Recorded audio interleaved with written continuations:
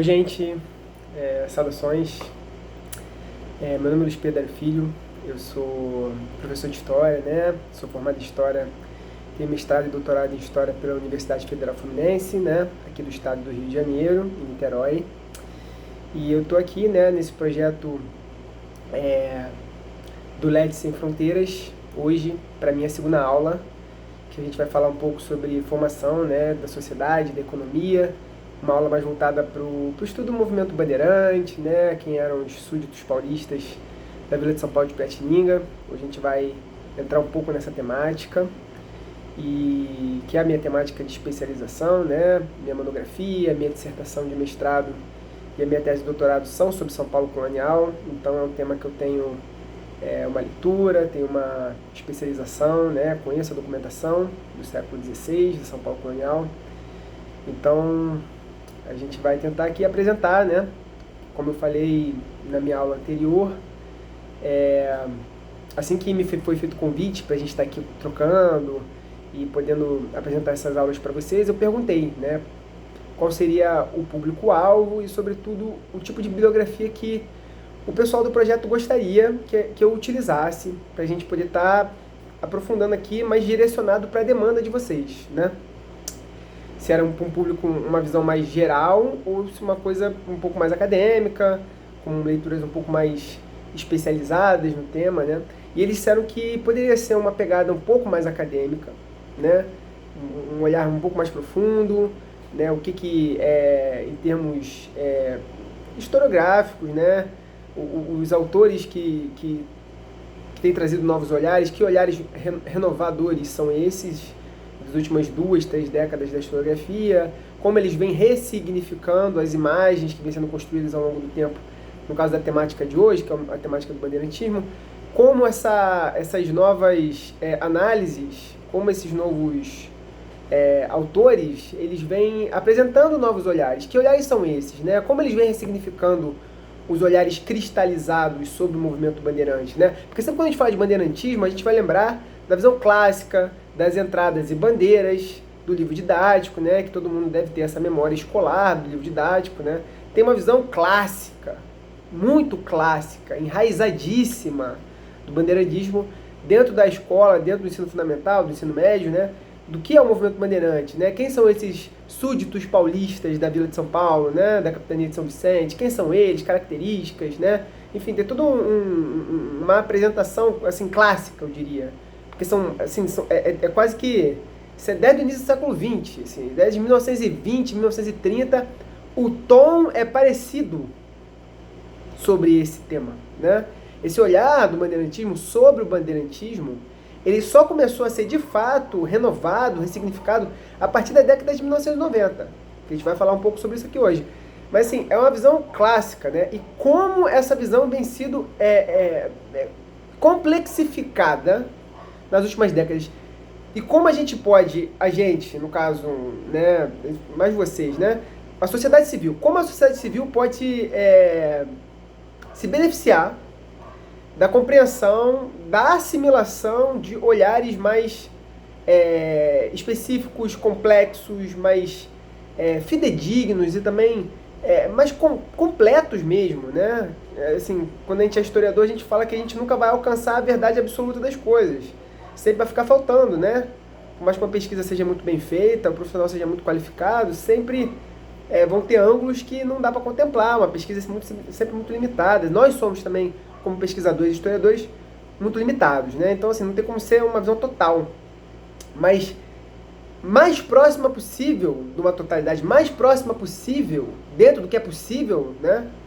De uma verdade, né? E como esses olhares hoje em dia estão mais próximos dessa verdade, o que vem sendo apresentado nessas últimas pesquisas, que nos auxiliam a ver o passado colonial, o movimento bandeirante, a formação da sociedade colonial, uma perspectiva econômica, social, de uma forma mais realista, mais completa, mais real mesmo, né?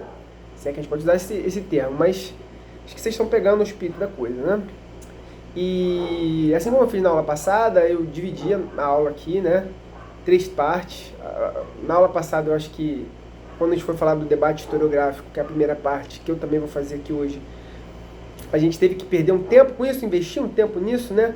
Porque, para situar vocês um pouco, né?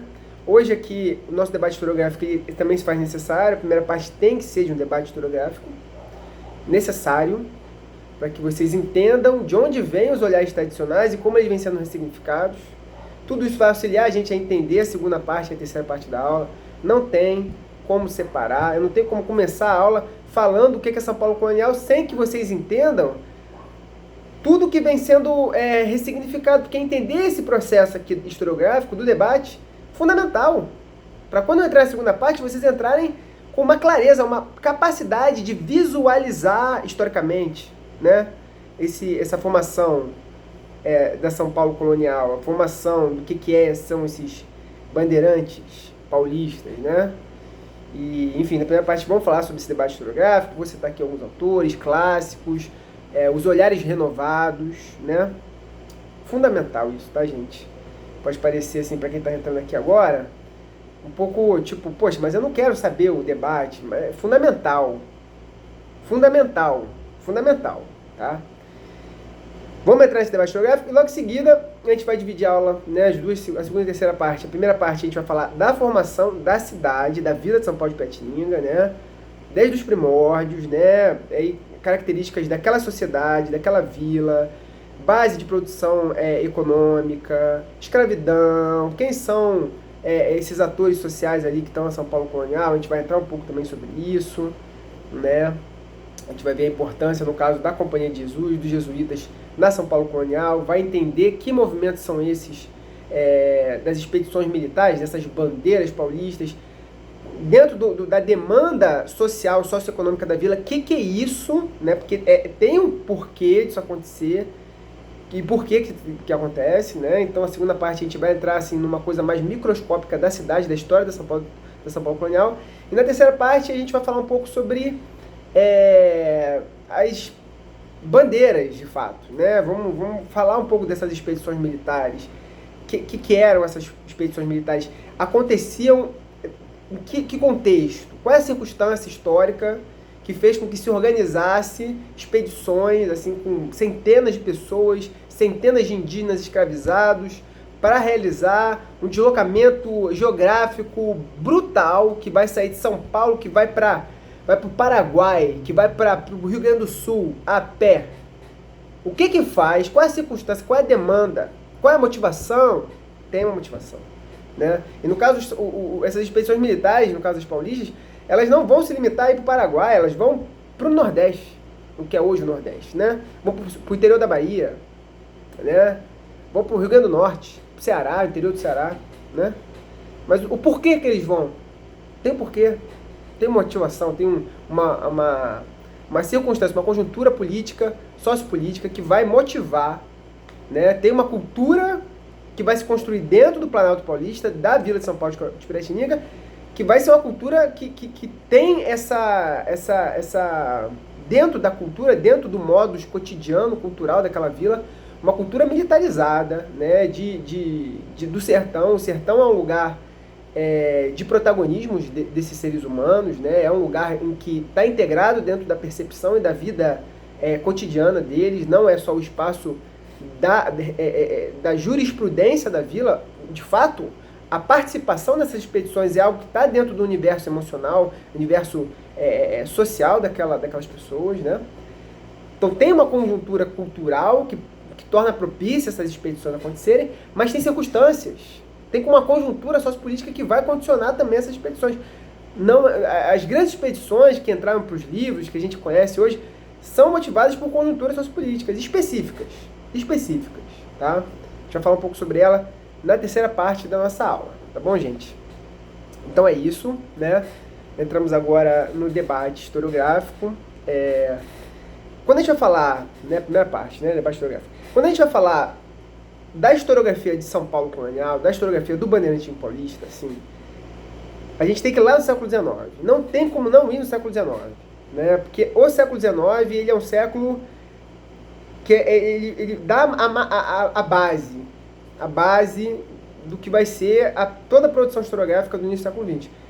Porque tem ali um processo histórico, social, nacional brasileiro, que ele é muito importante, ele atravessa a sensibilidade do tempo de uma forma avassaladora, que é ali o processo da proclamação da República.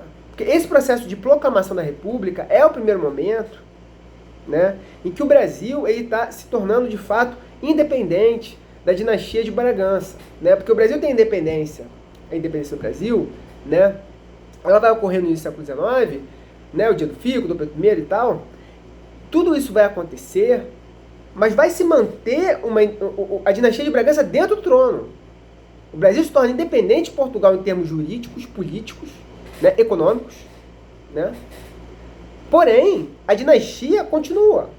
Dom Pedro I é filho de Dom João. Ele é da dinastia de Bragança. Então, a proclamação da República, ele é o primeiro momento histórico em que o Brasil vai se tornar emancipado dessa dinastia, né? Que carrega todo um peso do passado, de uma continuidade com o passado colonial, né? Por mais que o Brasil se tornasse, o Império Brasileiro fosse uma instituição jurídica e política emancipada e independente, a proclamação da República, ela vai romper todos os laços com essa dinastia de Bragança. A gente vai começar a forjar um sistema político, né, em 1889, que ele vai ser algo totalmente experimental, dentro da nossa realidade, dentro das nossas especificidades históricas, né? E junto com isso, vai ter uma gama de intelectuais que vai estar realizando um esforço muito grande, enorme, incomensurável, de tentar pensar a identidade de nós brasileiros para além da nossa relação como uma continuidade de Portugal. Quem somos nós para além dessa colônia? Quem somos nós para além desse reino subjugado, reino não, Império Brasileiro, mas ainda subjugado a uma dinastia europeia? O que se construiu em termos socioculturais cotidianos dentro da nossa formação histórica que fala de nós e apenas de nós, né? Existe um esforço muito genuíno de forjar uma compreensão identitária, né? Esse processo ele já está rolando no Império, né? Ele vai criar uma particularidade a partir da proclamação da República, mas já vem do Império, né? No Império existe um esforço muito grande de pensar o que é o Brasil para a gente Portugal, só que na proclamação da República existe um esforço ainda maior, né? No Império a gente vai ter um historiador que ele vai ser absolutamente marcante, né? Que é o Francisco de Van Hagen, não lembro o nome do meio dele, mas é o Van Hagen, Francisco Van Hagen. E o Francisco Van Hagen ele vai construir uma história na década de 1850 chamada História Geral do Brasil. E o Van Hagen ele vai construir na época do Império, né, na época de Dom Pedro II, imperador brasileiro, uma história em que ele vai narrar assim, um erudito, né, que vai fazer uma pesquisa extremamente profunda, complexa, assim, um historiador assim, de ofício, de gabinete mesmo, né, que vai analisar documento por documento, né, um cara muito técnico.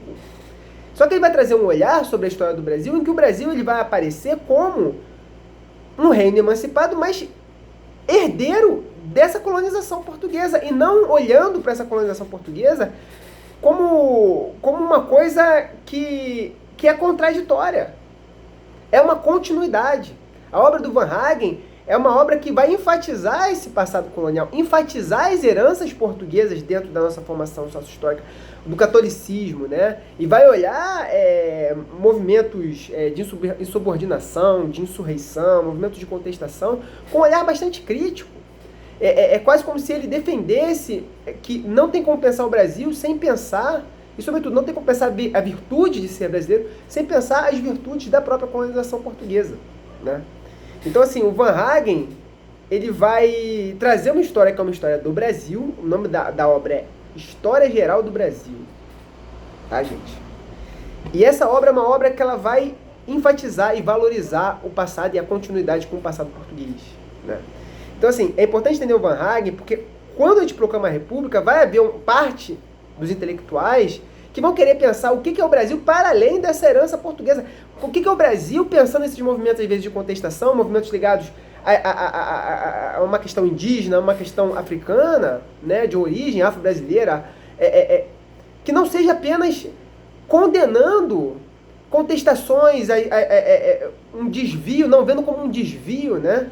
Porque a obra do Van Hagen, ela enfatiza a herança católica, branca, europeia, eurocêntrica da nossa formação histórica, né?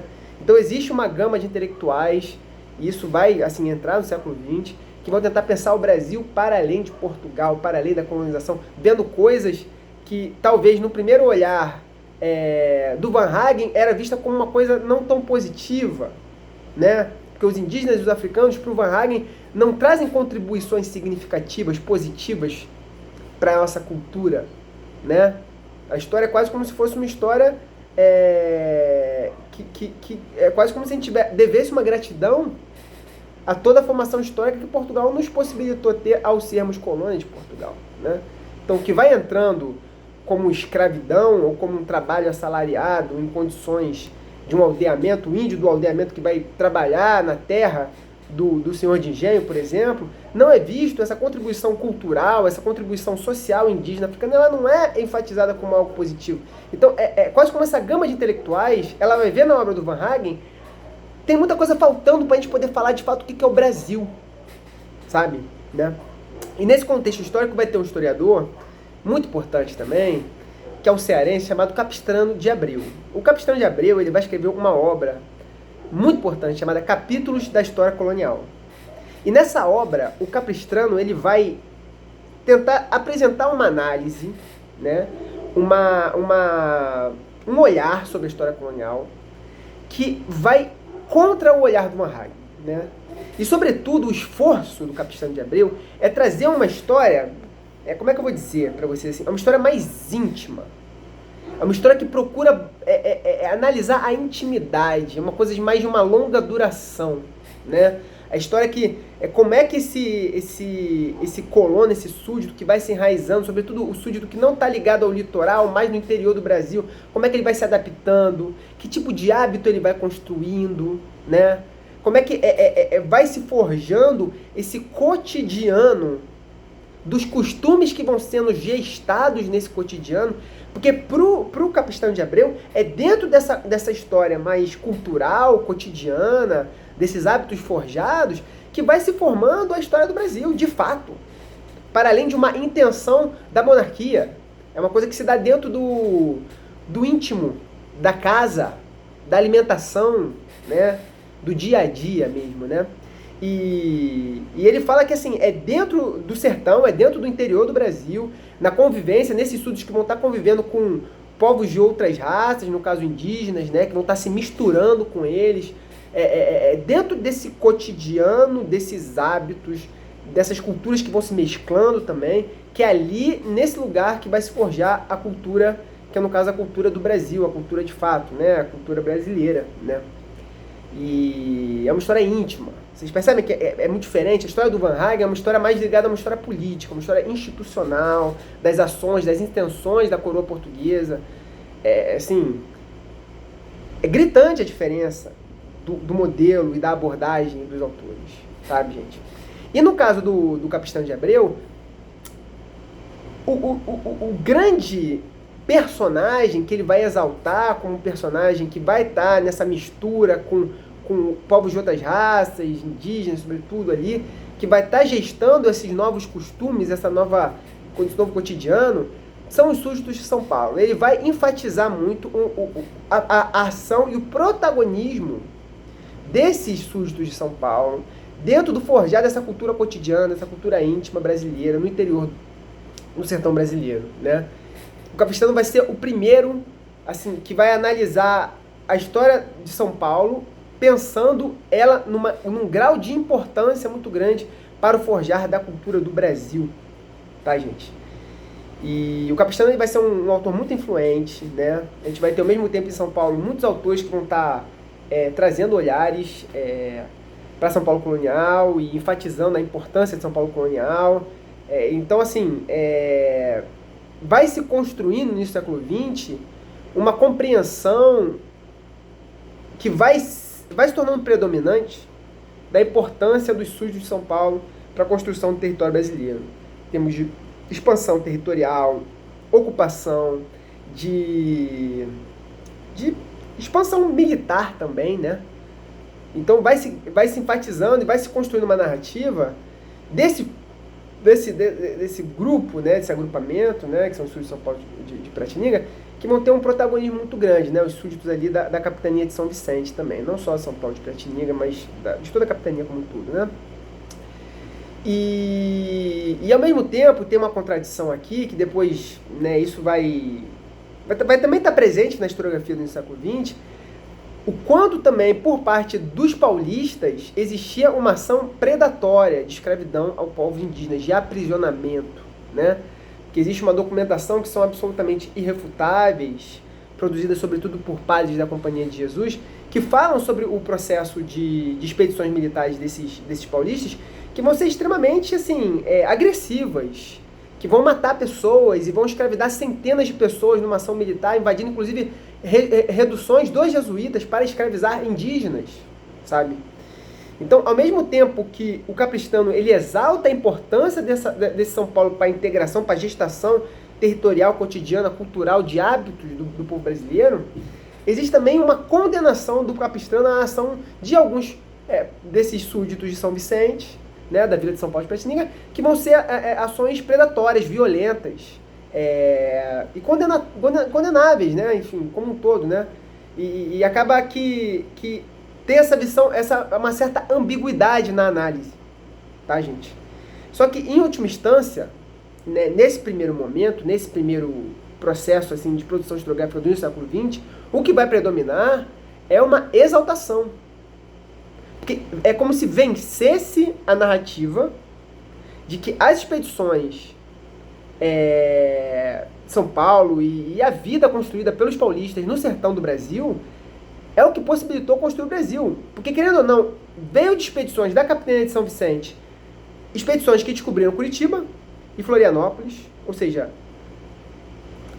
hoje que é o estado do Paraná e o estado de Santa Catarina, foram descobertos e ocupados por famílias que vieram da capitania de São Vicente, Goiás e Cuiabá, né, no caso do estado de Goiás, estado do Mato Grosso, também por famílias que vieram da capitania de São Vicente, Tocantins, Palmas também, né, e Minas Gerais foi descoberto também por famílias que vieram da capitania de São Vicente. Então, assim, vai se vencendo uma ideia, junto com essa análise do capistrano, de uma exaltação da construção de uma cultura cotidiana dentro dessa convivência dos paulistas com indígenas, e também uma ênfase de que o Brasil só é esse país continental, esse país desse tamanho que é, devido à ação dos paulistas. Então, nesse momento histórico específico, em que a gente está procurando entender o que é Brasil para além de Portugal, para além do interesse da coroa, das intenções e das ações da monarquia portuguesa, quem constrói o Brasil são os paulistas. Vai se vencendo essa narrativa, sabe? Essa narrativa ela vai se tornando cada vez mais natural. Essa versão vai vencendo, né? Porque, assim, naquele momento ali existiam várias narrativas, né? Essa se torna vencedora porque existem fatos históricos, como o descobrimento de várias regiões do que é o estado do Brasil, o país Brasil atual, que foram descobertas por pessoas que vieram da capitania de São Vicente. Então, vence a narrativa paulista porque eles têm fatos que possibilitam a eles reivindicar esse protagonismo paulista para a construção do Brasil. Eles como se eles fossem a grande locomotiva brasileira, né? Tem essa mitologia que vai sendo construída, né? E ao mesmo tempo, muitos autores, aí eu destaco um autor especificamente, que eu vou enviar um arquivo depois, vocês vão poder ver, que tem um plano de aula, e lá tem uma bibliografia, todo mundo que eu cito aqui está na bibliografia, vocês vão poder ler lá os autores e tal. E tem um autor muito específico, chamado Alfredo Ellis Júnior, que ele é assim, o grande historiador da primeira metade do século XX. E há por parte dele, e por parte de muitos autores, mas ele é o grande, porque produziu muitas obras e foi muito influente, sobretudo na década de 1920, 1930, né? E o Alfredo Ellis Júnior, ele vai trazer uma visão da São Paulo colonial em que existia um convívio, reforçando esse olhar do capistrano, né, de uma mistura dos súditos de São Paulo se misturando com povos indígenas, ele vai trazer o Alfredo L. Júnior vai trazer uma análise da vila de São Paulo de Piratininga, em que vai ter um convívio de indígenas livres e famílias de súditos portugueses, numa relação que não é uma relação de escravidão. É uma relação de parentela.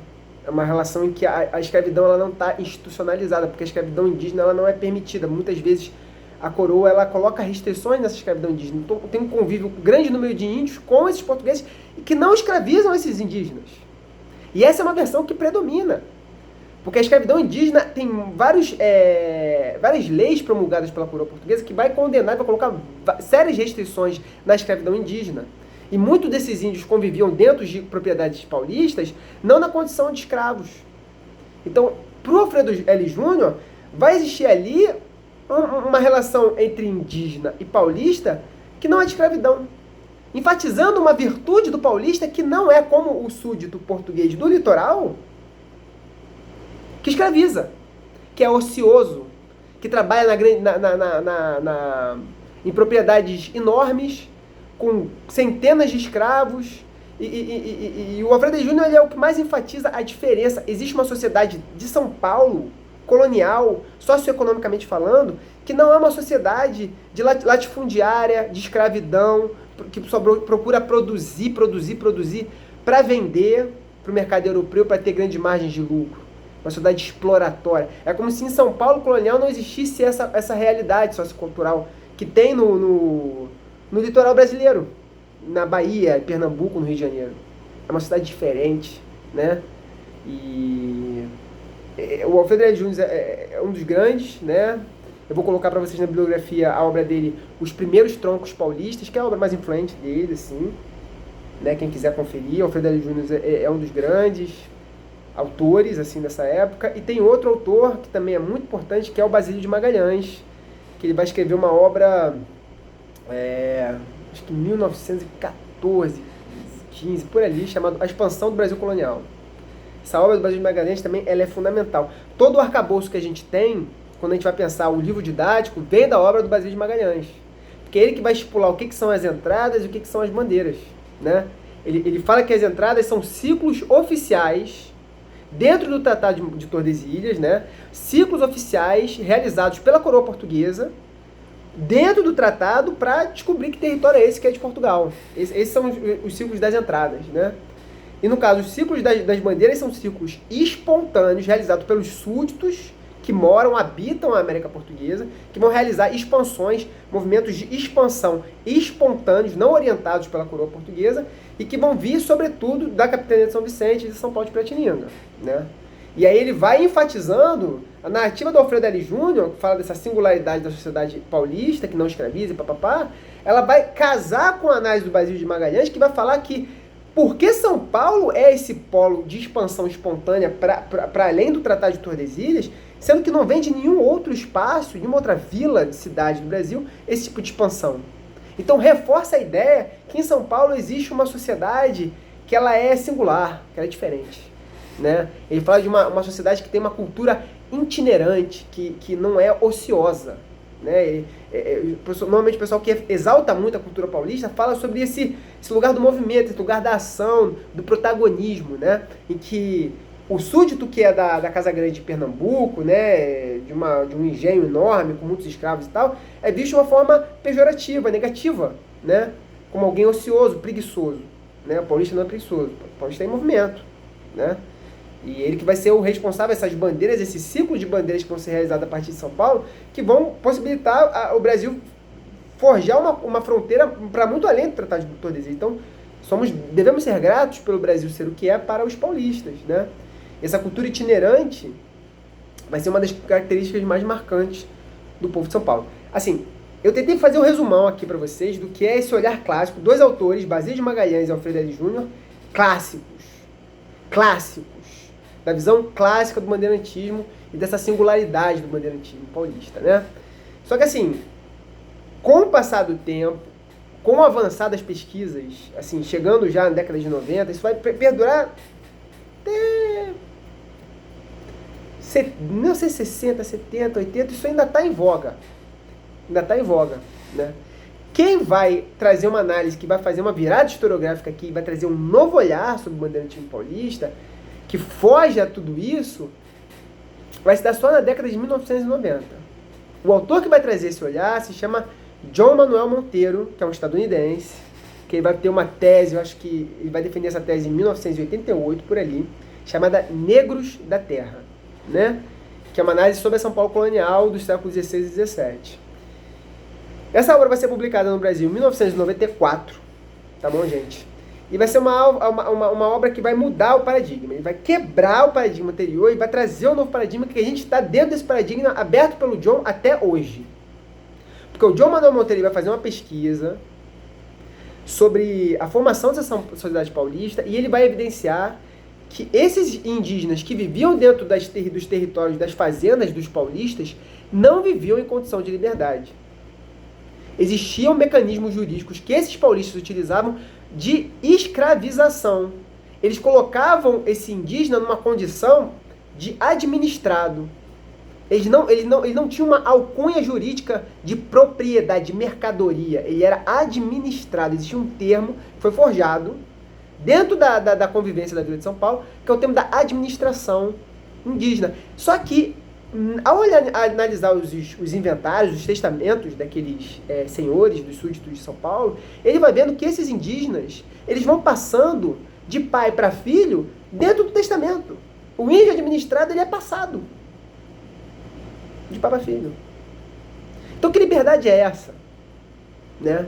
Então, o John, ele vai trazendo, ele vai desmistificando esse olhar romântico, que não deixa de ser, porque o olhar que o Capistrano joga sobre São Paulo, nessa cultura íntima, cotidiana, que vai sendo construída, esses hábitos que vão sendo forjados na mistura com outras raças e tal, querendo ou não, é uma visão que ela tem uma pretensão de falar sobre o forjar da nossa identidade, o forjar do que é ser o brasileiro.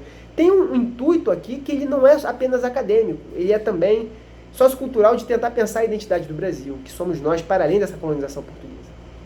Então, assim, existe uma certa romantização. E o John, ele vai falar que quando você analisa sistematicamente esses inventários, esses testamentos, você vai analisando que o que existe ali é uma transmissão de mão de obra escrava, disfarçada da condição de administrado dos indígenas, de pais para filhos. Inclusive indígenas nos testamentos que às vezes eram liberados da sua administração, que ele vai ser livre, vai ser liberado de ser administrado. Então ele vai percebendo que esse termo da administração indígena é um termo de disfarce, justamente porque a coroa tinha muitas leis que proibiam indígenas de ser escravizados, então os paulistas eles foram dentro da cultura local, produzindo mecanismos para disfarçar, invisibilizar a escravidão. Né? E aí também o John Manuel Monteiro ele vai analisando a formação daquelas famílias, o número de índios administrados, ele vai vendo que aquelas propriedades, elas são enormes. Tem propriedades ali, tem senhores que tem mais de 200, 300 indígenas administrados, escravizados. E aí ele vai trazendo essa reflexão, que diferença é essa? Da sociedade do litoral do Rio de Janeiro, da Bahia, de Pernambuco, para a sociedade paulista. Porque esses senhores, eles tinham uma quantidade de homens ao seu serviço na produção da terra, na plantação, tanto quanto. Só que era uma escravidão indígena, não era uma escravidão africana, né? Então, assim, a diferença é mais sobre a etnia que está sendo ali escravizada. Não tanto sobre o sistema e o modelo de escravidão. É diferente. Então ele muda o paradigma. Depois de uma Monteiro, não tem mais como falar de São Paulo colonial sem falar de uma sociedade escravista. De uma sociedade que tem propriedades enormes, latifúndios enormes. E senhores que estão assim, reproduzindo um modo sociocultural muito similar. Tão próximo da cultura luso-brasileira quanto Salvador, Pernambuco. Né?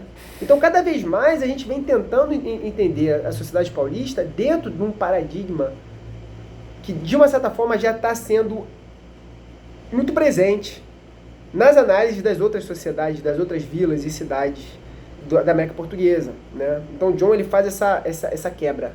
Né? Essa quebra é uma quebra que é uma quebra também, de uma certa forma, incômoda. Né? É porque tem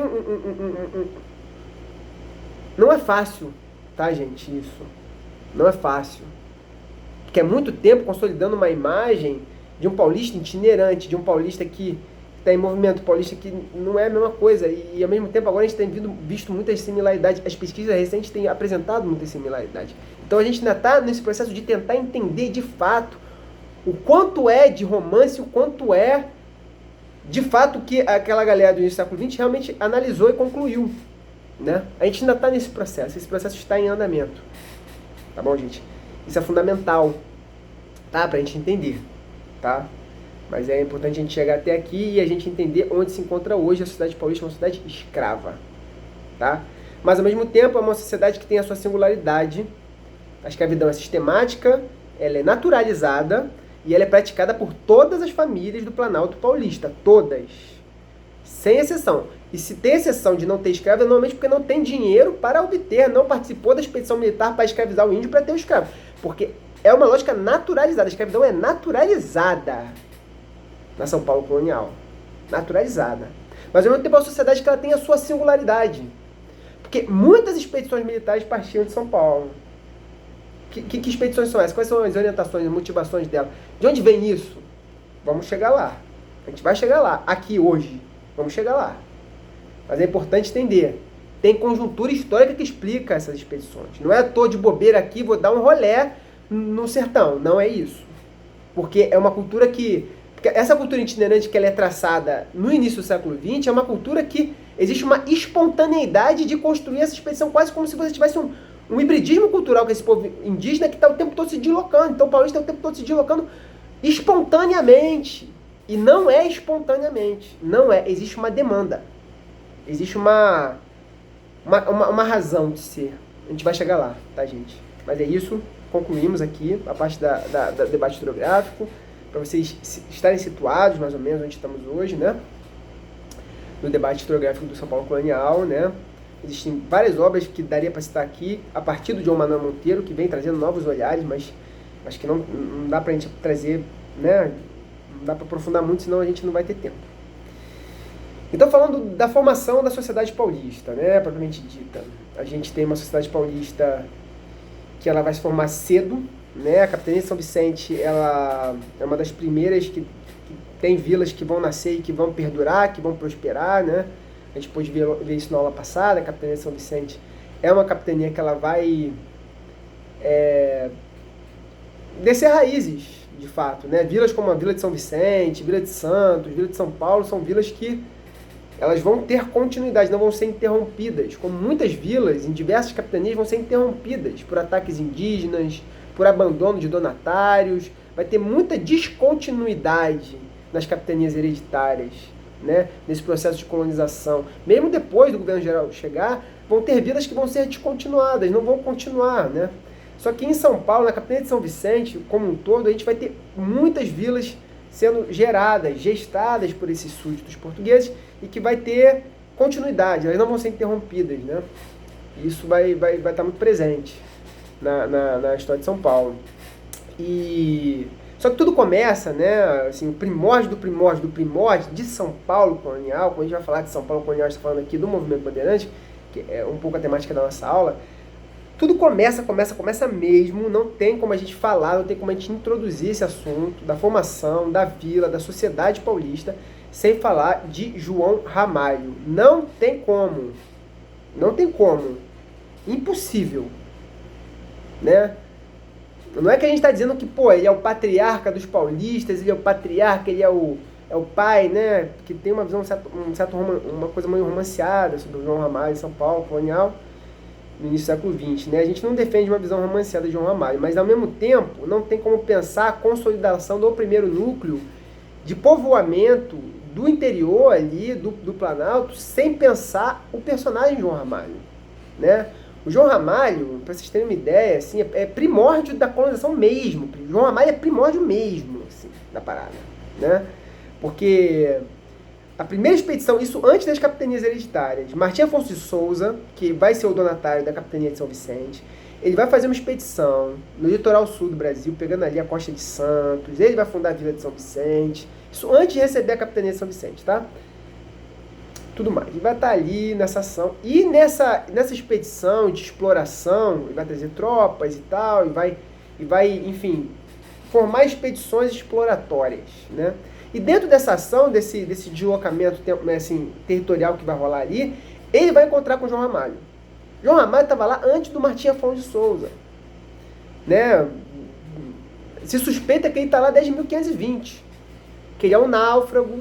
Há quem diga que ele foi degredado de Portugal e vai procurar vida na América, e enfim, é isso, não se sabe, né? Tem um artigo do professor Ronaldo Vanfas, na Coletânea do Brasil Colonial, volume 1, eu não lembro o nome do artigo dele, mas é um artigo que ele escreve individualmente, lá que fala sobre mediadores culturais. E ele fala do João Ramalho. E no artigo ele fala que se descobre depois que o João Ramalho ele foi casado em Portugal. Então é bem possível que ele tenha saído de lá por alguma coisa que seja um degredo. Mas não tem como a gente afirmar, porque não tem documentação para a gente confirmar essa informação. A questão é, ele individualmente estava na América e não estava com a família dele, nem com nenhum tipo de tropa. Ele vai para lá sozinho e faz uma ação individual, né? Ele consegue penetrar e conviver com uma tribo tupiniquim dentro do Planalto Paulista, que é a tribo de um cacique chamado Tibiriçá, né? Tibiriçá era um cacique, era uma liderança indígena, uma liderança militar indígena, a tribo tupiniquim. E o João Ramalho ele consegue se mostrar útil para aquela tribo tupiniquim. Ninguém sabe como, ninguém sabe por quê, né? Muito possivelmente ele devia ter algum tipo de expertise militar, né? A tribo tupiniquim, ela tinha uma relação histórica de rivalidade com o povo guaianá, ali da região.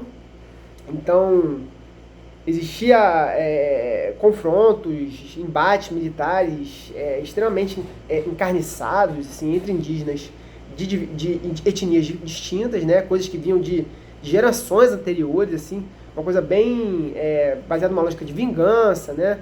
Tudo isso eu estou tirando, sobretudo, da obra do professor João Manuel Monteiro, tá, gente? Mas é uma visão, assim, clássica, né? São Paulo colonial. E dentro desse processo, o João Ramalho vai se mostrar muito útil ao Tibiriçá. Ele vai ganhar prestígio, vai ascender socialmente dentro daquela comunidade tupiniquim, né? A ponto dele conseguir realizar uma aliança matrimonial com o Tibiriçá.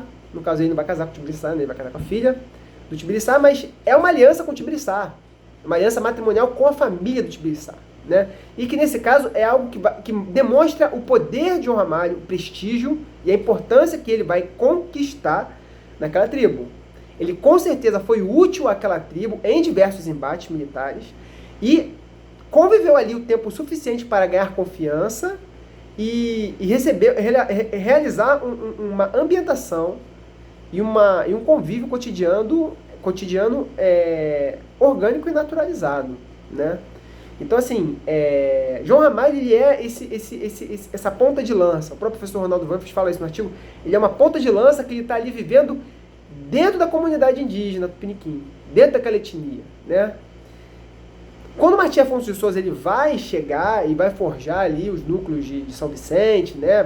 Ele vai receber a capitania hereditária de São Vicente, vai ter a Vila de Santos, Vila de São Vicente e tal, e vão vir portugueses morar ali, que vão saber que existe o João Ramalho. E alguns portugueses vão estar lá, estabelecendo uma relação com o João Ramalho. E vai, dentro desse processo, alguns desses portugueses vão para lá e vai se forjar na proximidade com a aldeia lá do Tibiriçá, vai se forjar uma vila portuguesa, né? Essa vila vai ser fundada em 1547, 48. Ela já devia existir um povoado ali desde o início da década de 1540. Só que a vila ela vai ser oficialmente inaugurada, assim, né, como uma instituição oficial da monarquia, do Império Português, em 1547, 1548. E aí você pode perguntar assim, mas Luiz, esses indígenas não vão aceitar que se funde uma vila? Será que o João Ramalho é tão convincente assim? Que lábia é essa, né? Que o João Ramalho tem para convencer os indígenas a formar uma comunidade ali, uma vila, né, portuguesa ali perto da tribo, né, da aldeia do Tibiriçá, né? E o que a gente precisa entender nesse momento, né, pra gente, Assim, até mesmo fazer um mergulho histórico, uma análise histórica que seja profunda e fidedigna o suficiente, é entender que naquele momento histórico, a quantidade de indígena vivendo ali no Planalto Paulista, centenas, milhares de indígenas, é muito superior ao número de portugueses. Assim, muito superior. Muito superior. Né?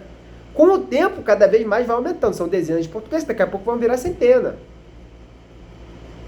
E de uma certa forma isso vai tensionar, isso vai gerar um racha. O racha vai vir, é fato que vai vir. Indiscutível que vai vir esse racha. Mas no primeiro momento, o João Ramalho é um homem que tinha ajudado, auxiliado eles nas guerras com os principais rivais deles, rivais históricos. Eu estou falando de rivais de gerações, quando eles nem sabiam o que era um português, nunca tinham visto um português na vida, aqueles indígenas já estavam em guerra com outras etnias indígenas. Já estavam em confrontos, já estavam em embates, encarniçados. O João Ramalho ele vem como um aliado, alguém útil, alguém que vai vir, que vai ser bem quisto, bem visto por esses índios tupiniquim. Não é à toa que ele vai casar com a filha do Tibiriçá. É o prestígio que ele conquista dentro de uma conjuntura histórica militar que eles estão precisando de auxílio, estão precisando de ajuda. Toda ajuda é bem-vinda numa guerra que ela é geracional. Geracional a guerra. Então, quando o João Ramalho vai trazer portugueses para estar formando uma vila perto da aldeia do Tibiriçá, no primeiro momento isso é algo positivo. Porque é mais aliado para a guerra. Eles não entendem o perigo, não entendem o quanto aquela sociedade está em risco. Não entendem. Não entendem. Né? A gente precisa entender, dimensionar historicamente o que é aquele momento histórico. Aquele momento histórico é um momento muito específico, tem nada a ver com o que é a relação e a realidade histórica dos indígenas hoje no Brasil. É outro momento histórico. A gente tem que fazer essa abstração mental. Para fazer um mergulho emocional naquele tempo histórico, a gente tem que entender as singularidades, as especificidades daquela sociedade, daquela realidade sócio-histórica, cultural e demográfica também, né? Sem isso não tem como a gente entender esse processo, João Ramalho, nada disso, né? Só que com o tempo vai aumentando, essa vila de Santo André, ela vai aumentar, né? Alguns membros da família do Tibiriçá vão começar a se opor a esses grupos portugueses e vai rachar. E vai ter uma guerra no qual o Tibiriçá e parte da família dele vão ficar do lado dos portugueses contra os indígenas. Porque no Tibiriçá, naquele momento, ele já tinha aceitado a religião católica, já tinha se batizado, parte da família do Tibiriçá já tinha se batizado, eles já estavam em uma relação de uma integração com características socioculturais da realidade lusitana que faziam com que eles tivessem uma proximidade que fizeram com que eles achassem que eles eram os verdadeiros aliados e que aqueles membros que estavam ali em oposição, eles eram os verdadeiros rivais. Essa é a realidade ali daquele momento. O Tibiriçá ele morre como herói. Como herói na defesa da sociedade portuguesa. Como herói de Portugal. Perante aquele projeto colonial que estava ali se implementando, né?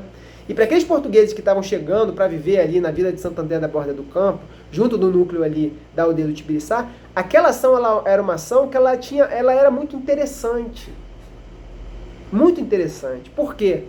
Porque quando esses índios tupiniquim eles iam para a guerra contra os guaianás, os portugueses estavam do lado dos tupiniquim. Eles guerreavam do lado dos tupiniquim. Por quê? Porque o prisioneiro de guerra que é feito nessa guerra contra os guaianás, o português vai pegar como escravo.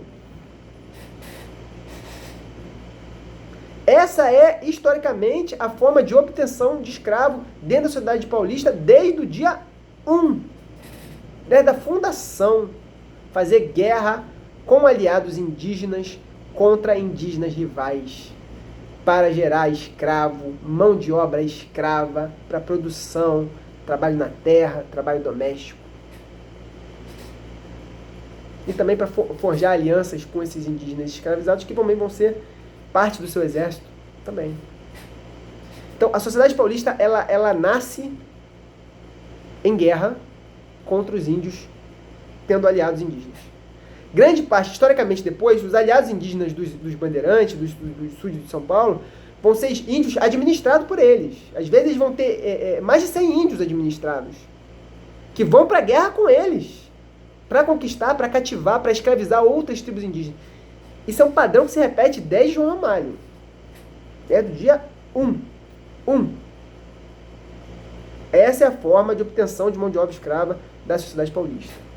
Desde o dia 1, o João Ramalho. Ok?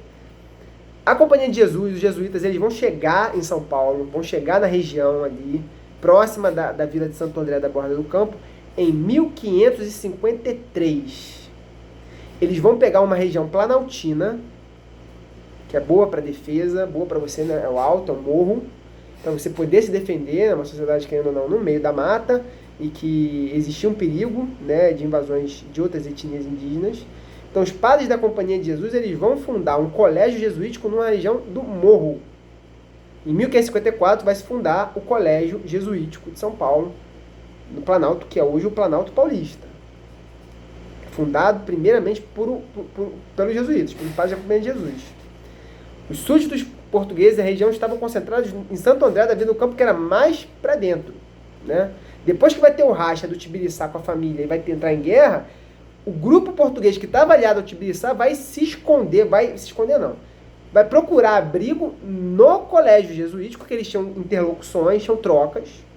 Eles vão para o colégio jesuítico e vão se proteger lá, porque é uma região planalto, é morro. É uma região em que você consegue ter uma maior previsibilidade do que está acontecendo, de como você pode se programar para os combates e os confrontos, né?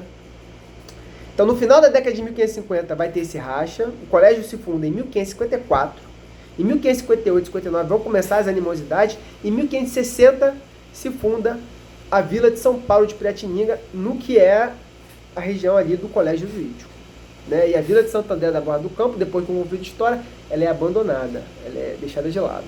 A população, ela migra para as regiões onde estava o colégio jesuítico e funda ali uma vila, que é a vila de São Paulo de Piratininga. 1560. Beleza, gente? Então, assim, a fundação oficial da vila de São Paulo de Piratininga, 1560. Mas aquele núcleo aí já estava ali desde 1540. Tá? Depois que vai ter esses conflitos, que vai ter uma pacificação dessa região, né? E que vai se forjar as fazendas, os territórios de plantio e tal, vai se forjar a sociedade, né? Vai se formar, a Companhia de Jesus, ela vai ter muita força nessa região, vão se forjar muitos aldeamentos jesuíticos, que eram territórios controlados politicamente pelos padres da Companhia de Jesus. Os índios que eles eram descidos do sertão, eles iam para as aldeias, para esses aldeamentos jesuíticos, que eram modelos tentando reproduzir o que era uma vida na aldeia, no sertão, dentro da vila, né? Normalmente os aldeamentos eles ficavam ao redor do núcleo da cidade, como lugares em que esses índios iam ser catequizados, iam sendo assimilados culturalmente, em termos de vestimenta, em termos de língua, em termos de modo de cotidiano, né? E esses aldeamentos também funcionavam como um certo cordão de proteção contra ataques que poderiam vir de grupos indígenas que tivessem o desejo de atacar a vila. Então, o aldeamento também funcionava como um cordão de defesa militar, de proteção militar.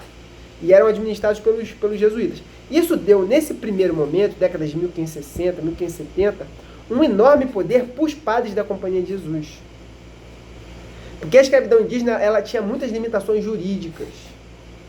Existia um empenho da Companhia de Jesus, que tinha muito poder, tinha muita penetração na corte portuguesa, de ter essa ideia, essa concepção de que o índio ele tinha o direito à catequese e lutava por esse projeto catequético indígena.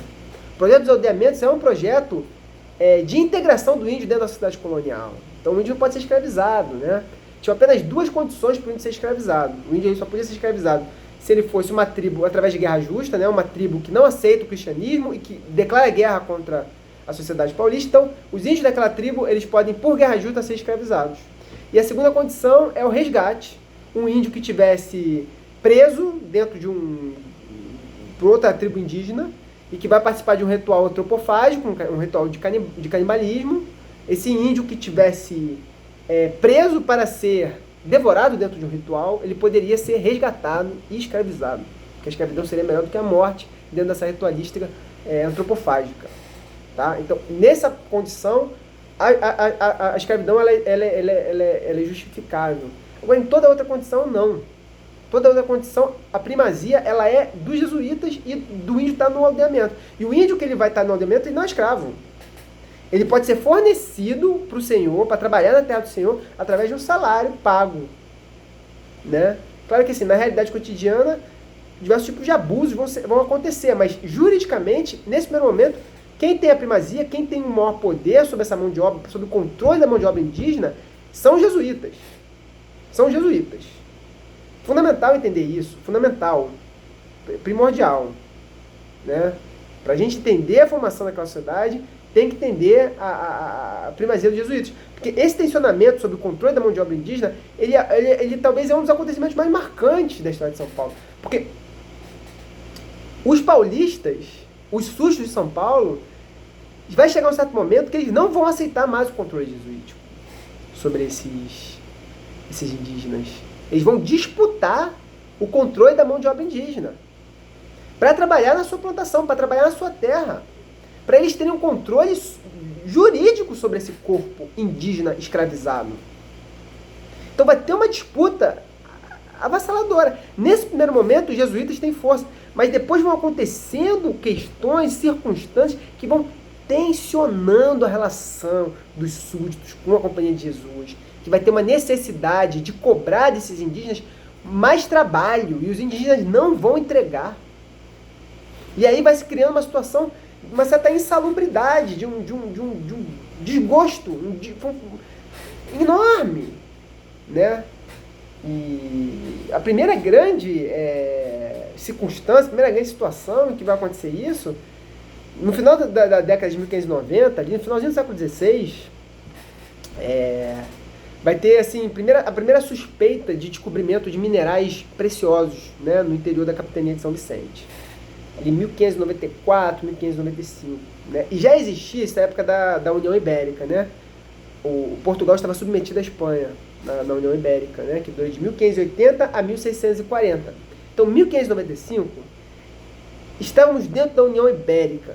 E a coroa espanhola ela tinha um projeto de procurar encontrar ouro no interior da capitania de São Vicente, porque existiam boatos e relatórios de pessoas que falavam que existia mineração ali preciosa, ouro, prata, diamante, etc. Né? Existe um certo esforço nesse intuito. Né? A gente não tem como a gente entrar aqui, isso vale uma aula. Dá para dar uma aula tranquilamente para vocês aqui sobre isso, mas não temos tempo para isso. Mas tem esse episódio, né? E esse é um episódio tão emblemático que o governador-geral do Brasil, Dom Francisco de Souza,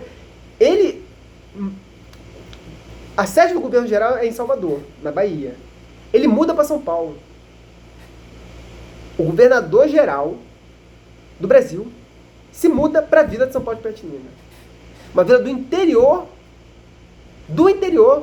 da América Portuguesa. É para lá da Serra do Mar. Ele vem para São Paulo.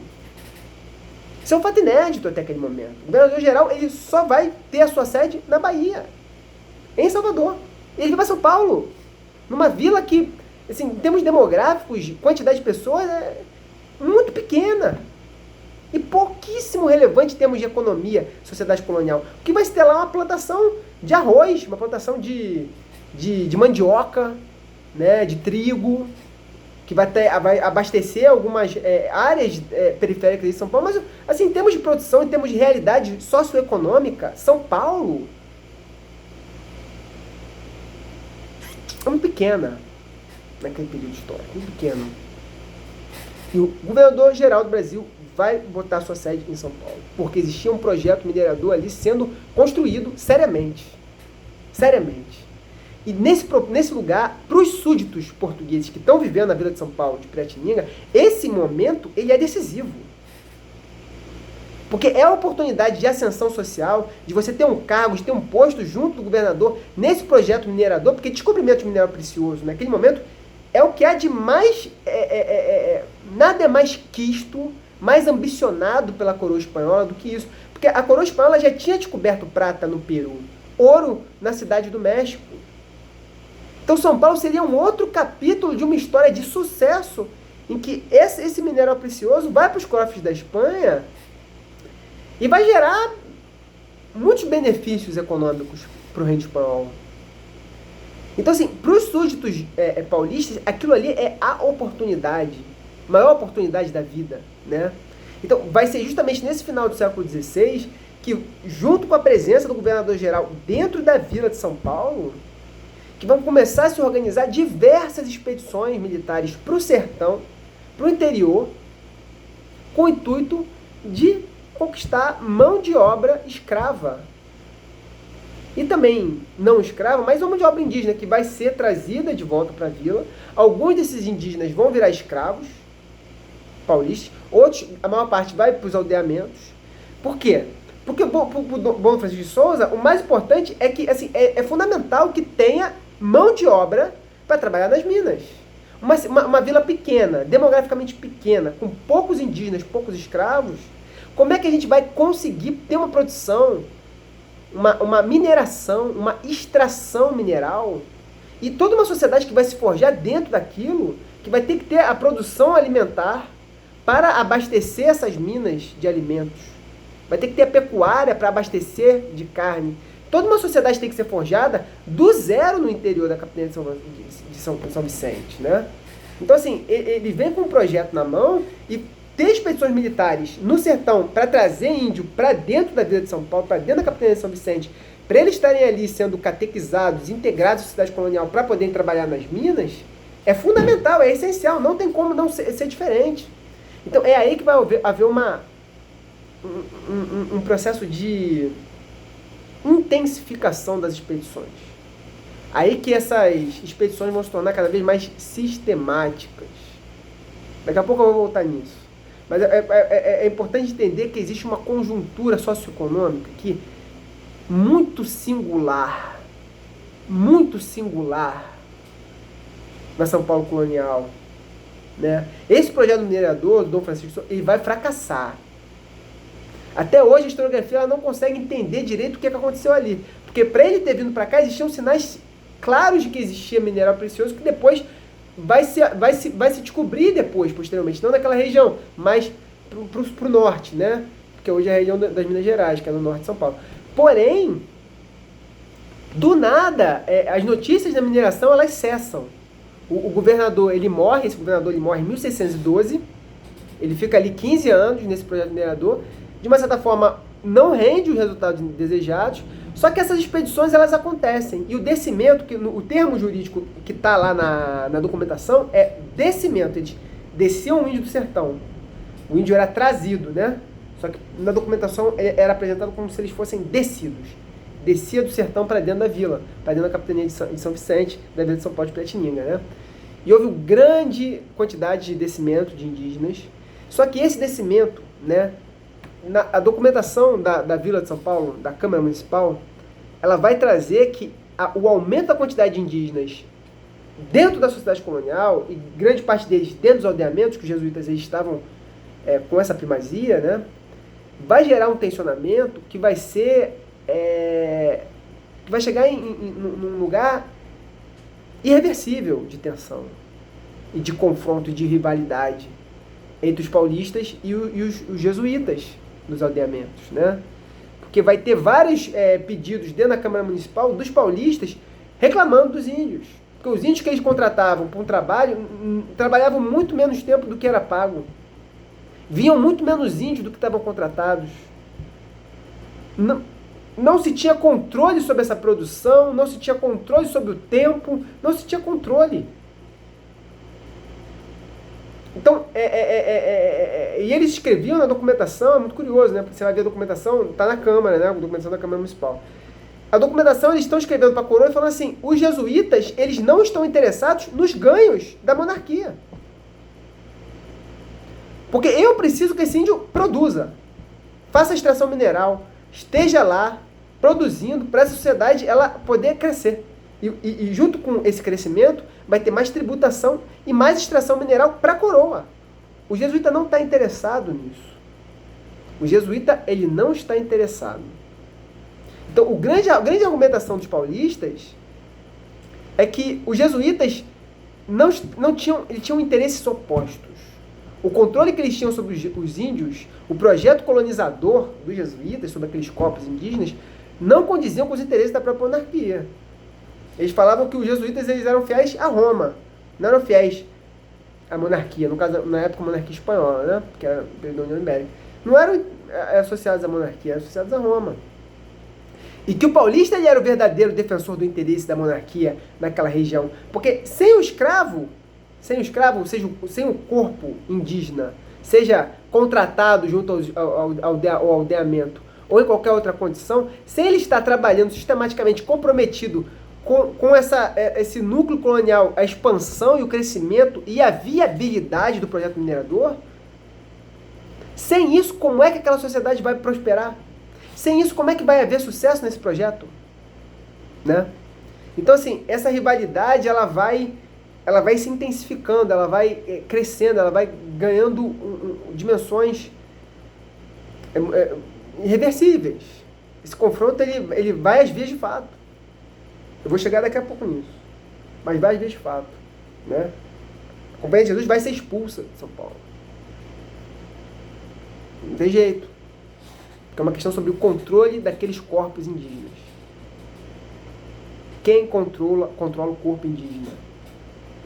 A Companhia de Jesus ou os súditos da Vila de São Paulo de Piratininga? Essa é a grande questão, esse é o grande embate. Né? E tudo isso é muito importante para a gente, pensando essa formação desse núcleo colonial, da São Paulo colonial, essa sociedade, a realidade econômico-social, porque, em última instância, eles precisam desses índios. No caso ali daquela conjuntura, precisavam para aquele projeto minerador. Mas depois que o projeto minerador é abandonado, eles vão precisar desses índios. O confronto com os jesuítas não acessa.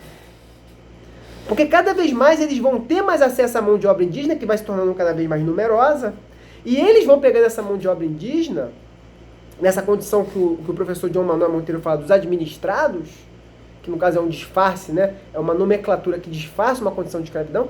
Para trabalhar, esses índios vão estar trabalhando na terra desses senhores, né? E o João Manuel Monteiro é muito interessante, porque ele fala que depois do abandono desse projeto minerador, a sociedade, a economia paulista, ela vai crescer exponencialmente. Vai haver uma produção de trigo dentro da Vila de São Paulo exponencialmente, um crescimento ali até a década de 1660, 1670. Exponencial o crescimento. Justamente porque cada vez mais vai ter maior controle sobre corpos indígenas escravizados que vão estar produzindo esse trigo. Né? Esse trigo produzido em São Paulo, ele vai estar abastecendo outros mercados internos.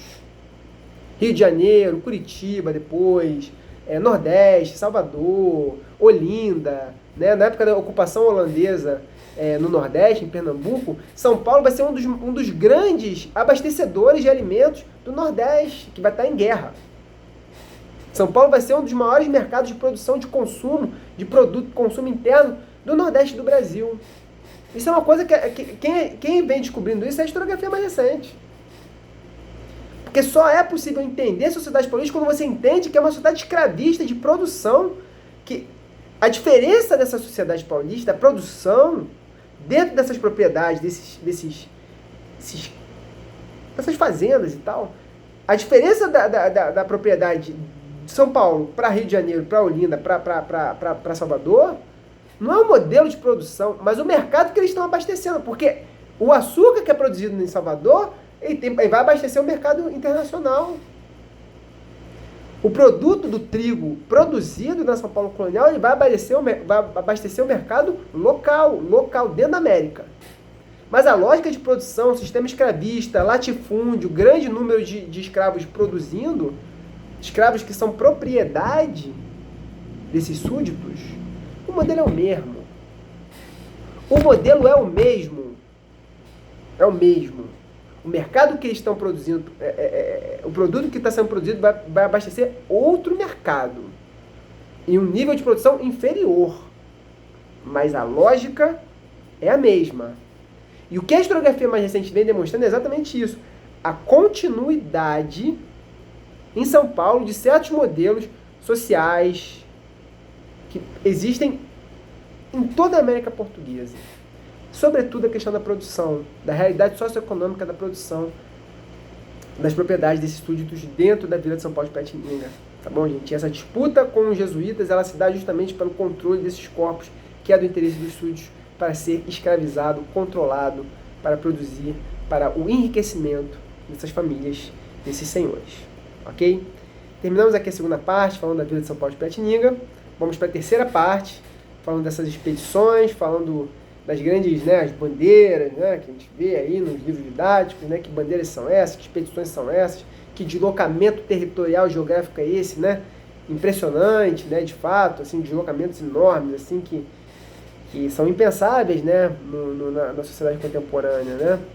Por que se davam essas expedições, esses deslocamentos, o que acontecia ali, o que de fato acontecia, o que de fato ocorria ali, né. E, assim, esse momento dessa vinda do governador-geral para São Paulo, final da década de 16, Dom Francisco de Souza vem, mora na Vila de São Paulo, bota a sede do governo-geral dentro da Vila de São Paulo de Piratininga. Isso é o exemplo clássico de como a conjuntura política, a circunstância, ela vai influenciar certos caminhos, acelerar certas tensões, que vão acabar fazendo com que aquela sociedade, aquele núcleo colonial de São Paulo de Piratininga, ganhe certos contornos em que esse processo de ir atrás de escravos, cada vez mais, a área que circunda a Vila de São Paulo, ela cada vez mais ela vai, o perímetro ao redor da vila, cada vez mais vai se tornando um perímetro que eles vão chegando, eles vão avançando, eles vão aumentando o perímetro em busca de corpos indígenas, de escravos para serem escravizados, de indígenas para serem escravizados, né? Eles vão aumentando o perímetro de busca, porque depois de um certo tempo, não vai tendo mais indígena para ser escravizado, porque você já conquistou o índio que morava ali, você já escravizou aquele corpo, você já trouxe esse corpo escravizado para dentro da Vila de São Paulo de Piratininga. Então, cada vez mais o perímetro ele vai aumentando. E tudo isso, assim, antes do Dom Francisco de Souza vir morar, estabelecer a sede do governo geral dentro de São Paulo de Piratininga, já existiam algumas expedições. Assim como havia também na Bahia algumas expedições. Com Mendes Sá, o governador geral, a gente vai ter algumas expedições para o interior, né? Para conquista, indígenas que às vezes estão se levantando, aí tem o mecanismo da guerra justa, que eles podem ser escravizados, os índios que vão ser trazidos para os aldeamentos. O Mendes Sá, que ele vai ser governador da Bahia em 1557, por exemplo, ele realiza algumas expedições para o interior da Bahia. Então, em São Paulo também vão ter expedições já ocorrendo. Só que com a vinda do Dom Francisco, isso vai se tornar, a demanda por indígenas, corpos indígenas controlados dentro da sociedade colonial, ela vai aumentar muito. Porque o acesso para o mar, para ter o escravo que vem da África, ele não é fácil para São Paulo. Então, a saída é sempre o corpo indígena para ser adquirido, cativado, conquistado no sertão e trazido, descido para dentro da vila, né? Então, sempre quando a gente for pensar as bandeiras, que no livro do Basil de Magalhães, né, que eu falei para vocês, vai ser uma visão romântica dessa sociedade paulista que vai, pela sua cultura, por essa cultura itinerante, que vai estar aumentando, expandindo a fronteira espontaneamente e produzindo o estado do Brasil, o território do Brasil que a gente tem hoje e tal. O que a gente vê quando a gente analisa é que o que existia, e isso aí, o mérito dessa análise a gente deve sobretudo ao professor Sérgio Buarque de Holanda, né, que tem um livro clássico chamado Caminhos e Fronteiras, que ele é o primeiro que coloca assim a ênfase e bota os pingos nos is assim, em relação a isso. Que a grande quantidade de expedições militares realizadas pelos súditos de São Paulo é para trazer índio, o corpo indígena, conquistar o corpo indígena militarmente e trazer ele para a Vila de São Paulo de Piratininga. Não é uma expansão espontânea, ela tem um interesse econômico, social e econômico por trás dessa ação, né? Porque o índio que ele vai trazer, ele não é só para produzir, ele também é um status, né? Todo índio, uma sociedade estamental, como é a sociedade portuguesa do Antigo Regime, é uma sociedade estamental. Então, quanto mais corpos trabalham para você, mais você é servido, mais prestígio você tem. Para você ser senhor, você precisa ser servido. Isso é uma coisa de um ethos social nobiliárquico que toda a sociedade procura reproduzir, né? mesmo que aqueles senhores não sejam nobres, eles procuram viver ao modo da nobreza. Procuram reproduzir um ethos nobiliárquico, e o ethos nobiliárquico é ser servido. Ter escravos é a possibilidade que eles têm de serem servidos, de serem senhores, de terem distinção social dentro da comunidade que eles vivem, né? Então, assim, essa busca incessante, esse perímetro que vai se alargando, né? Porque cada vez mais você vai ter nas gerações seguintes de paulistas maior demanda por mão de obra, você vai aumentando o perímetro. Cada vez mais vai ser difícil, vai escassear a mão de obra indígena. E essa busca incessante, essas expedições militares incessantes são por quê? Pela demanda incessante por mão de obra indígena. Incessante. Não acaba. Todo mundo quer ser senhor, todo mundo quer ter escravo. Infelizmente, a nossa realidade do Brasil colonial é essa. Então, grande parte dessas bandeiras, grande parte mesmo, assim, bota aí, maioria dessas expedições, são expedições que têm o intuito de cativar, conquistar corpos indígenas, trazer esses corpos para dentro da Vila de São Paulo de Piratininga, para trabalhar dentro dessas fazendas, dentro dessas propriedades, para lucro e aumento de poder e prestígio dessas famílias paulistas, né? A gente vai ter circunstâncias. Tem essa condição econômica, essa engrenagem econômica que vai fazer com que essa demanda de mão de obra ela não pare, não cesse. Eu não tenho o escravo que chega para mim no porto para eu comprar. Se eu quero ser senhor, se eu quero ter escravo, eu preciso ir atrás. Né? Então você vai criar uma cultura militarizada em São Paulo que vai formar um ethos militar ali, que é um ethos que tem uma compreensão e um certo domínio de uma cultura militar, de guerra dentro da mata, né?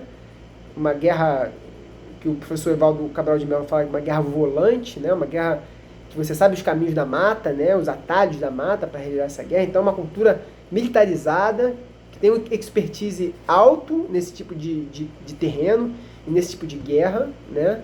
O professor Sérgio Barco de Holanda também fala sobre isso, né? Sobre esse hibridismo cultural, essa apropriação dos portugueses de traços culturais indígenas, e no caso, o traço cultural da cultura militar indígena é um traço que é bastante presente na cultura portuguesa da Vila de São Paulo, né? Da cultura paulista, né?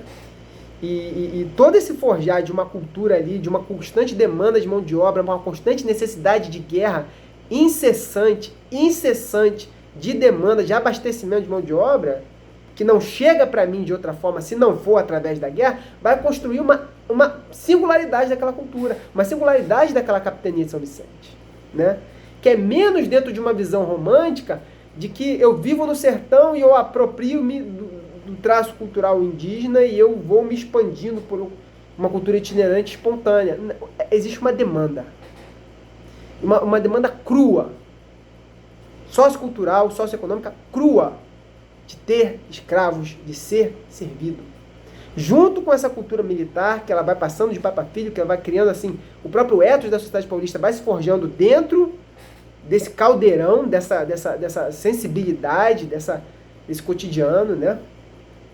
E tem os sertanistas de São Paulo, eles têm essa cultura militar, uma cultura que eles têm muito orgulho, né? Os feitos que eles vão realizando, que a gente vai falar um pouco agora, causam muito orgulho. Eles negociam com a coroa portuguesa, às vezes, ações, expedições para servir a coroa, enfatizando a importância dos serviços que são prestados, né? Tendo consciência da importância e da relevância dos serviços e tal.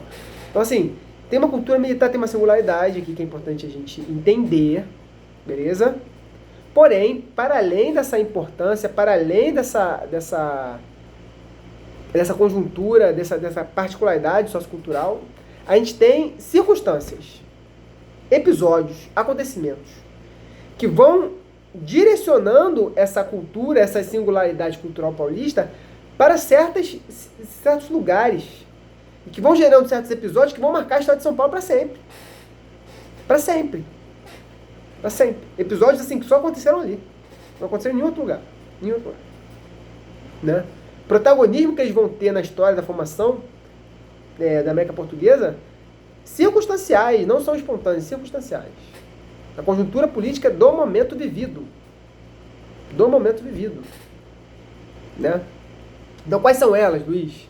Vamos dar exemplos, né? Para a gente poder entender. Né? Entender que Que circunstâncias são essas? Qual a conjuntura, né? E que são acontecimentos que vão mudar a história do Brasil. Literalmente, mudar a história do Brasil. Aconteceu isso, mudou a história do Brasil, para sempre. Para sempre, né?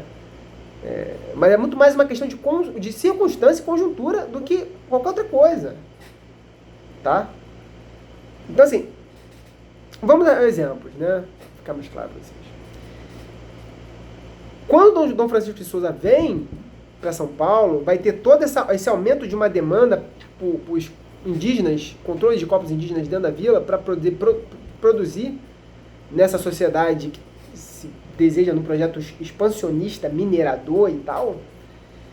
Esse tensionamento com a Companhia de Jesus sobre o controle dos corpos indígenas, o tempo de trabalho, a quem o índio deve obediência, ao padre ou ao senhor?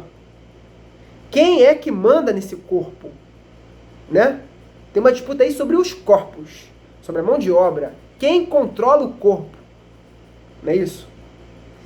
E dentro desse embate, essa rixa, essa fricção e essa insatisfação dos súditos de São Paulo, que quando os padres colocam essa limitação, os súditos, os senhores paulistas, eles vão ficando indignados, vai criando uma oposição, uma polarização bizarra, porque eles acreditam que o grande fracasso daquele projeto minerador é por causa dos padres da Companhia de Jesus. Isso está dentro dos documentos de Câmara Municipal. Porque os padres não colaboram. Os índios não trabalham. Sem trabalho, como é que tem mineração? Então vai se criando uma consciência de uma oposição, de uma rivalidade que só vai piorando. E junto com esse tensionamento que está rolando dentro da vila de São Paulo de Piratininga, na região do Paraguai, vai ter um núcleo jesuítico forte que vai se expandindo na década de 1610, ali para 1615, 1620. Tem um núcleo jesuítico forte ali, que ele vai expandir, e ele vai começar a botar limite na expansão do polo paulista, porque a circunferência para a busca de mão de obra escrava indígena dos paulistas vai aumentando. Eu falei para vocês, aqui estamos no Paraguai, está aumentando também, só que é a Companhia de Jesus que está pegando os índios para trabalhar para eles dentro dos aldeamentos. E aí vai ter um choque aqui. Vai ter um choque aqui. Choque de interesses. E a animosidade dos paulistas com os padres já estava dada. A gente está falando aí já de 15 anos de conflito, de confronto, de oposição. Conflito, confronto, oposição. Então, nessa conjuntura vai ter um evento que é assim, um dos eventos mais importantes assim, na história de São Paulo, né? Que vai rolar na década de 1620, entre 1624 e 1630, vão ser organizadas diversas expedições militares que vão vir da Vila de São Paulo e que vão atacar as reduções jesuíticas do Paraguai, né? Na região do Guairá, do Paraguai, e depois vão atacar as reduções jesuíticas na região do Tapi, que é lá no sul, é lá no Uruguai. Então vão se organizar diversas expedições militares, diversos senhores contra essas reduções do Paraguai, vão destruir grande parte dessas reduções, vão pegar os índios, vão trazer escravizados para dentro da Vila de São Paulo, depois no TAP, depois vão ser repelidos. Mas vão ter alguns sucessos também. E o que é importante a gente entender nisso é porque esse acontecimento ele é tão importante? Porque ali os jesuítas eles vão começar a construir uma grande lenda negra sobre os paulistas, né? Uma imagética de difamação dos sul de São Paulo, né? Apresentando toda uma narrativa de monstruosidade, diabólica, de seres que não estão no reino de Deus, não trabalham dentro de uma lógica divina, né? Que vai ser utilizada como instrumento, todo mundo que é oposto aos paulistas vai utilizar dessa narrativa, né? Então esse é o primeiro ataque que a gente vai ter dos paulistas contra grupos que, em teoria, são aliados. Todos estão dentro da aliança que a monarquia espanhola tinha aqui naquele momento. Então eles vão criar um ataque militar contra os jesuítas, né? E a partir daí vai se construir uma grande lenda negra, uma grande magética sobre os paulistas, de difamação, de um olhar negativo que vai falar não apenas das suas ações, mas também da sua identidade, né? Então, a Europa inteira vai ficar sabendo, por assim dizer, de todos os feitos dos paulistas, né? Então, os paulistas vão começar a entrar num desfavor muito grande, né? E esse é um dos acontecimentos que a gente não tem como explicar como uma coisa espontânea. É algo circunstancial dentro da oposição que vai se forjando, dentro da disputa da mão de obra indígena daquele território. Disputa de território mesmo. As fronteiras foram se imbricando. Não tem como você explicar essa guerra se você não explica as fronteiras que se imbricam. Depois que Portugal é restaurado, né, Portugal se torna independente, a União Ibérica ela acaba, Portugal vai precisar de muita ajuda. Muita ajuda. E não tem ninguém, na segunda metade do século XVII, entre 1650 e 1700, não tem súditos, grupos de súditos que vão prestar mais serviços militares para Portugal do que os súditos de São Paulo de Piratininga. São Paulo, os súditos de São Paulo, sertanistas paulistas vão participar, por exemplo, vai ter um levante de grupos indígenas tapuia, que não falavam a língua tupi, no interior da Bahia. Vão se chamar os paulistas, vai se inscrever para a Vila de São Paulo, vai chamar os paulistas. Algumas expedições, até que esse levante seja acabado no início da década de 1670. Quando tem os Palmares, né, quando o Zumbi ascende como líder dos Palmares, vai ser uma expedição paulista que vai acabar com os Palmares. Então, os sertanistas de São Paulo, eles vão dentro de uma circunstância, de uma conjuntura em que a coroa portuguesa está necessitada de serviços, eles vão atender os serviços e vão realizar expedições militares bem-sucedidas, destruindo e atuando em certos lugares que vão ser fundamentais para a conformação territorial. Mas isso não é algo espontâneo. É da conjuntura. Assim como o descobrimento de minas, das Minas Gerais, por exemplo, o território das Minas Gerais, o ouro nas Minas Gerais, é descoberto por súditos da capitania de São Vicente. Algumas expedições vão ser realizadas por pedido da coroa para a região onde vai ser descoberto o ouro. Também no final da década de 1670, 1680. O ouro vai ser descoberto ali finalzinho de 1690 e pouco. Por súditos de vilas ali da capitania de São Vicente. Mas incentivados por uma coroa que precisava de rendas, precisava de dinheiro, precisava de tributação. Então tem uma circunstância que está motivando essas ações, que está motivando essas expedições, seja uma realidade socioeconômica de demanda de mão de obra, seja uma circunstância de uma oposição militar, um grupo que você está disputando algo que é muito caro para você, que é o controle sobre os corpos indígenas que você deseja escravizar. Tem uma circunstância de uma coroa que cada vez mais vai precisar de serviços militares para conseguir consolidar a sua soberania em uma região de fronteira, né? Do interior da Bahia, do Rio Grande do Norte, contra índios levantados, contra o Zumbi, que era inderrotável nos Palmares, o descobrimento do ouro, tudo incentivado, tudo dentro de uma negociação, porque existia uma conjuntura que fez com que esses paulistas se colocassem interessados em estar realizando ações que foram acabando definindo os caminhos que a colonização foi tomando, né? E dentro dessas negociações eles pediam para a coroa, né, para realizar esses serviços militares, pediam que os índios que eles fossem fazer guerra no interior da Bahia, que virassem escravos deles. Em Palmares, os negros conquistados nos Palmares, que virassem escravos deles. O ouro, quando vai descobrir o ouro, que tivessem prioridade na distribuição de terra, das terras a serem mineradas. Então tudo numa negociação, tudo numa conjuntura, tudo dentro de uma demanda de uma coroa, dentro de uma circunstância específica. Então essas expedições, esses acontecimentos, a cidade paulista, essas bandeiras tão romanceadas, elas têm circunstâncias por trás delas. Não é algo espontâneo. A gente tem que sair dessa romantização, entender mais a engrenagem, a tripa, a víscera dessa sociedade, as demandas reais, sociais e econômicas da sociedade, para a gente entender de fato o que é essa sociedade paulista, o que é São Paulo colonial, o que é esse movimento bandeirante. Tá bom, gente? Encerramos aqui. Espero que tenha sido claro, que tenha sido didático, que vocês tenham compreendido aqui o processo, né, todo o caminho aqui da aula. Como eu falei, tem um arquivo, que é o plano de aula, que vai ter uma bibliografia. Pessoas que tiverem interesse em ler mais um pouco desses autores, só acessar lá.